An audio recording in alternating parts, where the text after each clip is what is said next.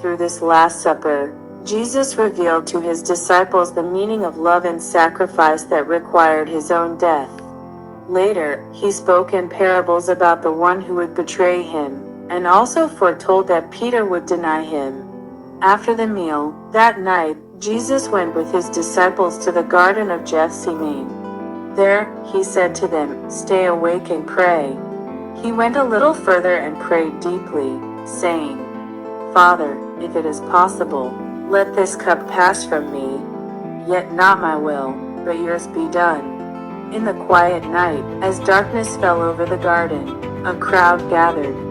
Roman soldiers and servants of the chief priests were among them. At the front stood a figure, once a disciple, now a betrayer, approaching Jesus and saying, "Rabbi, greetings," and then kissed him. His kiss was the signal of betrayal, revealing Jesus to his enemies. Jesus said, "Judas, are you betraying the Son of Man with a kiss?" When the soldiers came to seize Jesus, one of his disciples drew his sword and cut off the ear of a servant. But Jesus stopped him and healed the servant's ear. He did not run away. Calmly and with dignity, he continued on the path of obedience. That night, while Jesus was held in the garden, Peter followed from a distance and stayed in the courtyard of the high priest's house. People had gathered around a fire, and Peter was among them. A woman saw him and said, "You were with Jesus, weren't you?" Peter replied, "I do not know him." Another person asked, "Surely you were with him?" Peter answered a second time, "I do not know him." Another person said, "Surely you are one of his followers, aren't you?" Then Peter spoke a third time, saying, "I do not know the man." At that moment, the rooster crowed.